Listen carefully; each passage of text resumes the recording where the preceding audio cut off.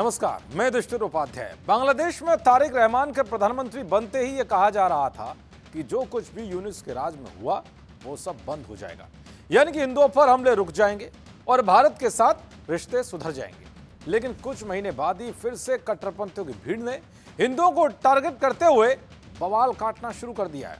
इस बार तो कट्टरपंथियों ने सीधे हिंदुओं की आस्था पर हमला किया है, ऐसा हमला कि जिससे भारत में भी गुस्सा फूट पड़ा है। दरअसल बांग्लादेश के पलाशवाड़ी उपजिला में पिछले कुछ समय से भगवान राम की सबसे ऊंची मूर्ति बनाने का निर्माण कार्य चल रहा है।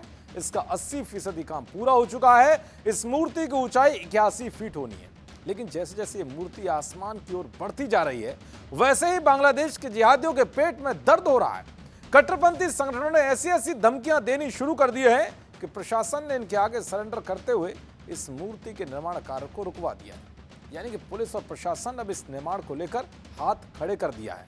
हैरानी की बात तो यह है कि अब कट्टरपंथियों की जमात और मौलाना ब्रिगेड इस मूर्ति को गिराने की जिद कर रही है। ये सब देखकर बांग्लादेश के हिंदू सड़कों पर उतर आए हैं। प्रदर्शन शुरू हो गए हैं। ढाका यूनिवर्सिटी के छात्रों ने एक बड़ा मशाल जुलूस निकाला और अपमान के लिए जिम्मेदार लोगों की तुरंत गिरफ्तारी की मांग की। लेकिन फिर भी बांग्लादेश सरकार और वहां के प्रशासन के कानों पर जू तक नहीं रेंग रही कि उनके हक की बात सुनी जाए। ऐसे में हर किसी की निगाह भारत पर है कि मोदी सरकार इस मुद्दे पर क्या एक्शन लेती है, और इसको लेकर अब आवाज भी उठनी शुरू हो गई है। जब भारत के कई हिंदू संगठनों ने बांग्लादेश के कट्टरपंथियों की हरकत पर अपना विरोध जाहिर करना शुरू कर दिया है, तो सुप्रीम कोर्ट के जाने माने वकील डॉक्टर एपी सिंह ने भारत सरकार से मांग की है कि वो इस मुद्दे पर कठोरता के साथ एक्शन ले और समस्या का समाधान निकाले। डॉक्टर एपी सिंह ने क्या कुछ कहा, आप भी सुनिए। प्रभु श्री राम से आस्था है। ऐतिहासिक 81 फुट मूर्ति का निर्माण चल रहा है।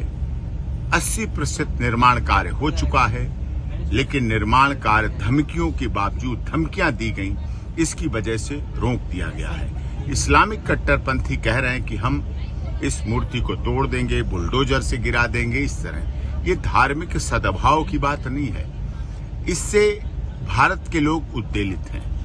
भारत बांग्लादेश का ही रूप रहा है, लेकिन आज इस तरह से अगर वहां धार्मिक भावनाओं के जो कि कम संख्या में हैं, अल्पसंख्यक हैं, अल्पसंख्यक का ये मतलब नहीं कि बहुसंख्यक उनकी धार्मिक आस्था श्रद्धा को कुचल दे, दबा दे। बांग्लादेश की सरकार को, यूनाइटेड नेशंस ऑफ ऑर्गेनाइजेशन को और भारत सरकार को, देश के महामहिम राष्ट्रपति को उच्च स्तरीय बात करके इस समस्या का समाधान करना चाहिए। भारत के लोग भी उद्वेलित होंगे, जिसका विश्व स्तर पर गलत प्रभाव न पड़े। भारत सरकार को इसमें कठोरता से ये निर्णय लेने की आवश्यकता है। तो इस तरह से अब भारत में भी भगवान राम की मूर्ति का निर्माण कार्य रोके जाने को लेकर गुस्सा फूट पड़ा है। अब देखने वाली बात यह है कि इस मुद्दे पर भारत सरकार क्या कुछ एक्शन लेती है। दरअसल बांग्लादेश के पलाशवाड़ी में एक मंदिर परिसर में भगवान राम की मूर्ति बनाई जा रही है। प्रस्तावित परियोजना की लागत लगभग 15.5 करोड़ रुपए है।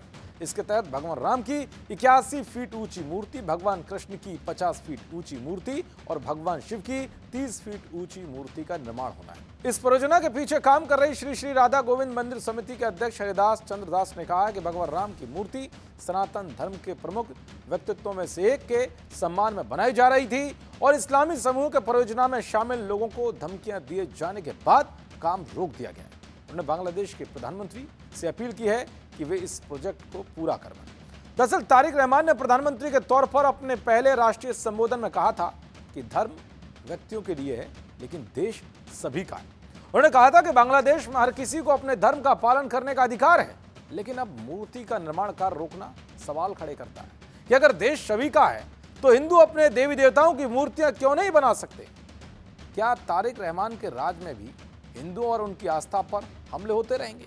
और सवाल भारत सरकार से भी है कि इन कट्टरपंथियों के खिलाफ कड़ा एक्शन कब लिया जाएगा, जिससे कि हिंदुओं पर हमले रुक सकें। देखते रहिए जी न्यूज़। नमस्कार।